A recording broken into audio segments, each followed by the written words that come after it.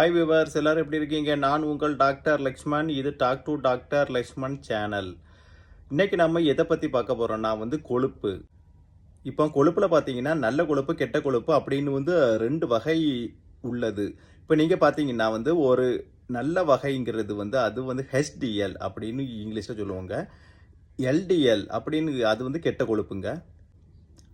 இப்போ நம்ம சாப்பிட்ற சாப்பாடு மூலமாக உடலில் சேரக்கூடிய இது கொழுப்பு இருக்குது இல்லையா, அது ஒரு ட்ரைக்ளிசரைடும் LDL அதுதாங்க. அது மேக்ஸிமம் பாடியில் ஸ்டோரேஜ் ஆகிறது. இப்போ இந்த வகையான கொழுப்புகள் பாடியில் ஸ்டோரேஜ் ஆகும்போது ஹார்ட்டுக்கு பல பிரச்சனைகளை ஏற்படுத்துதுங்க.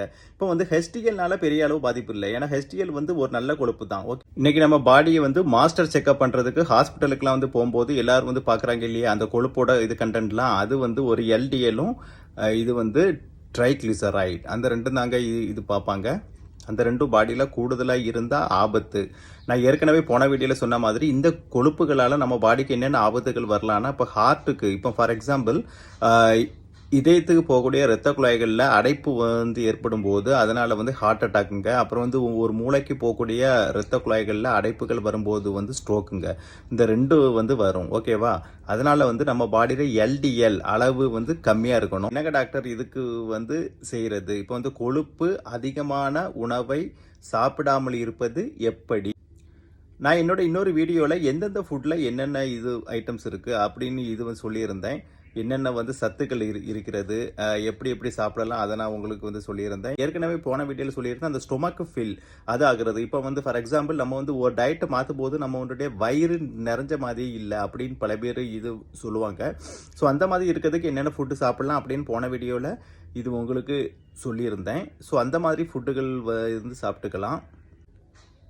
எந்த வகையான கொழுப்பாக இருந்தாலும் அதை பேர்னிங் சொல்லுவோம். அதை பேர்ன் பண்ணக்கூடிய உடல் உழைப்பு அது அவசியங்க. உடல் உழைப்பு இல்லாமல் இருந்தால் ஒன்றும் பண்ண இயலாது. ஸோ நீங்கள் உடல் உழைப்பு கொடுக்க வேண்டும். கொழுப்பு ஐட்டங்கள் எந்த ஃபுட்லேருந்து மேக்ஸிமம் வருதுன்னு பார்த்தீங்கன்னா, இன்றைக்கி வீதி வீதியாக கடைகளில் எல்லாரும் விரும்பி சாப்பிடக்கூடிய பரோட்டா, பீஃபு, மட்டன், இந்த மாதிரி ஐட்டங்கள் இருந்ததாங்க இந்த மாதிரி கெட்ட கொழுப்புகள் வருது. ஸோ இது விரும்பி சாப்பிடுவோம், ஏன்னா இது நல்லா டேஸ்ட்டாக இருக்கும் இல்லையா, அதனால் எல்லோரும் விரும்பி சாப்பிடுவோம். ஆனால் இது உடம்புக்கு நல்லது இல்லைங்க. இப்போ என்றைக்காவது மாதத்துக்கு ஒரு நாள் வீட்டில் இருந்து வெளியே போகிறோம் சாப்பிட்றோங்கிறது வேறு விஷயம். ஆனால் சிலவங்க இது அடிக்கடி, எனக்கு தெரிஞ்சலாம் சிலவங்க டெய்லி பரோட்டா சாப்பிடுவாங்க. இதனால் ஆபத்துங்க. இன்னும் சிலவங்களே பார்த்தீங்கன்னா உடல் உழைப்பு இருக்காது, ஆனால் ஒரு பரோட்டா சாப்பிட்டுட்டே இருப்பாங்க. அதெல்லாம் ரொம்ப ஆபத்து. அதெல்லாம் கேர்ஃபுல்லாகிட்டு இருக்கணுங்க. இப்போ உடல் உழைப்பு உள்ளவங்களாக இருந்தாலும் ஒரு பரோட்டா டெய்லி சாப்பிடக்கூடாது. ஏன்னா என்னதான் அது கேலோரி பேர்ன் ஆனாலும் அதில் கொழுப்பு மாத்திரை இருந்தால் பிரச்சனை இல்லை, அது கேடு. அதனால் அது மைதாவில் செய்யக்கூடிய ஒரு பொருள். அந்த மைதாங்கிறது இது ஸ்டிக்கர் ஒட்டுறதுக்கு அதுக்கெல்லாம் ஒரு பயன்படுத்தக்கூடிய ஒரு பொருள்.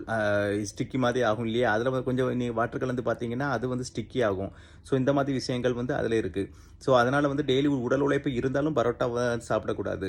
இப்போ இது ஒரு மாதத்துக்கு ஒரு நாள் ஓகேங்க. அந்த மாதிரி நமக்கு நாக்கை கண்ட்ரோல் பண்ண முடியலன்னா மாதத்துக்கு ஒரு நாள் சாப்பிட்டுக்கலாம், அதனால் பிரச்சனை இல்லை. ஆனால் டெய்லி சாப்பிடக்கூடாது.